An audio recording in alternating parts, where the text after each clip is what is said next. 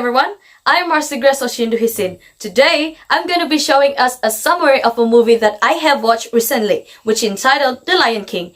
As I enjoyed watching this movie, I learned a lot of values, which one of them are the value of a leader. So, in this video, I'm going to be showing us a little bit about this movie, and I hope everyone can learn the good values of this Disney movie as I do. So, enjoy!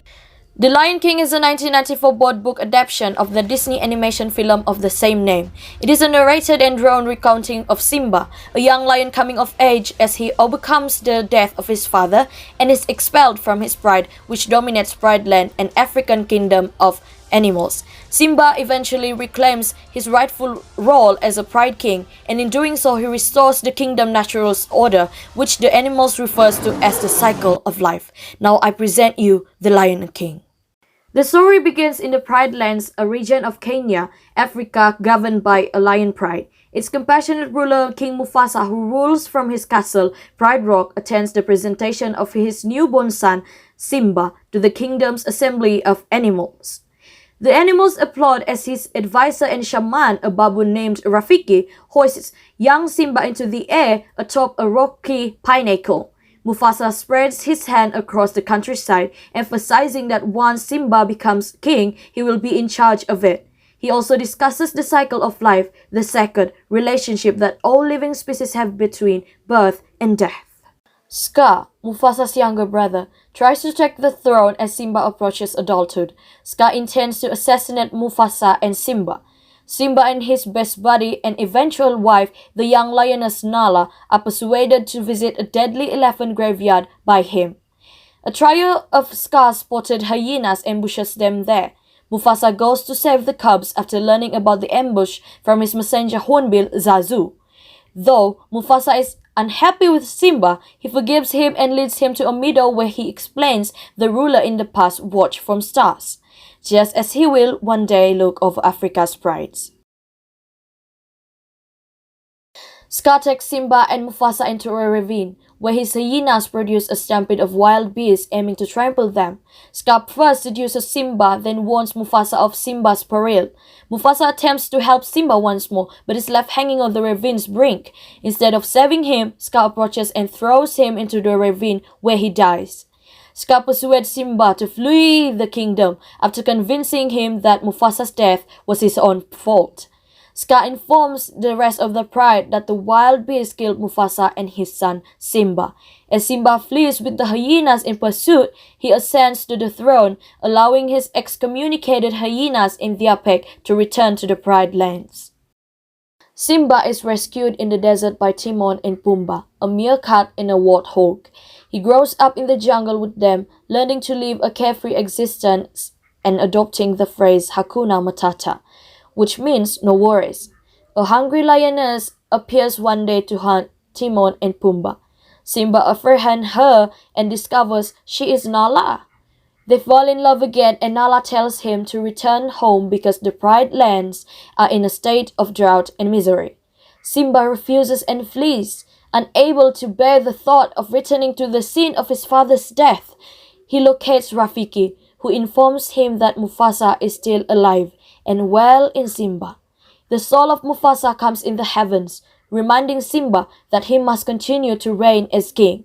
Simba is persuaded to return to his homeland. Simba sneaks back to Pride Rock to confront Scar. Simba's nervousness at his involvement in Mufasa's death is used by Scar, who pushes him to the edge of the Pride Rock.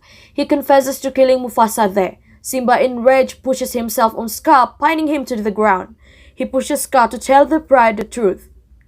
While Scar tries to flee, his pals Timon and Pumbaa, along with Rafiki, Zazu, and the lionesses, fight the hyenas.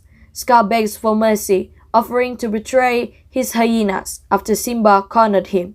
Simba agrees, but only if Scar is expelled from the Pride Lands. Simba throws Scar from the rock when he tries to attack again. He escapes the fall, but the hyenas who overheard his treason murder him. As Simba reclaims the throne, rain begins to fall and life returns to the Pride Lands. Rafiki holds out Simba and Nala's new cub to the assembly of animals at the end of the book, completing the circle of life. This is the best lesson that I learned from this movie. That is the true value of a leader. Leadership is more about action than it's about the title, or positional authority, or personal power.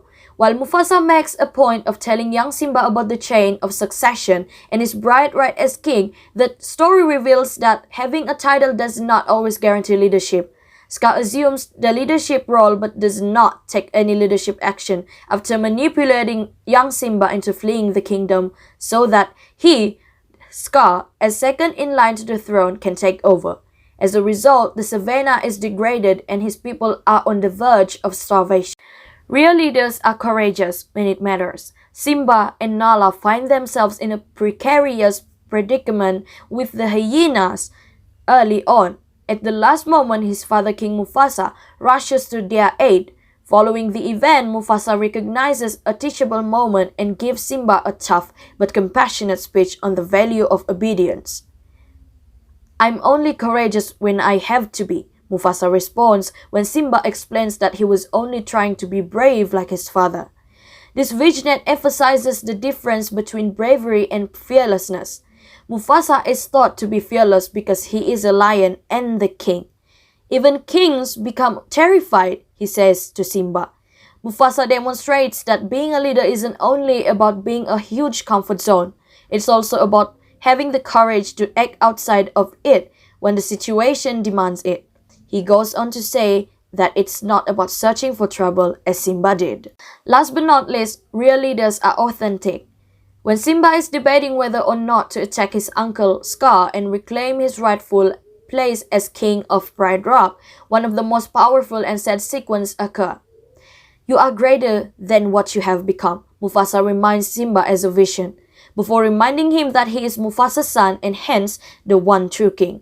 Mufasa's farewell word as the apparition vanishes are, "Remember who you are." On the surface, this appears to be a straightforward reminder of Simba's regal ancestry and bright right as a ruler. However, there may be deeper meaning to ponder. "Remember who you are" could be understood as a call to exhibit real leadership in a society where leadership is no longer based on bloodline, unless in rare cases. It could serve as a reminder to connect with our genuine selves rather than the mask we might put in professional or social contexts, and live in a way that is consistent with our beliefs.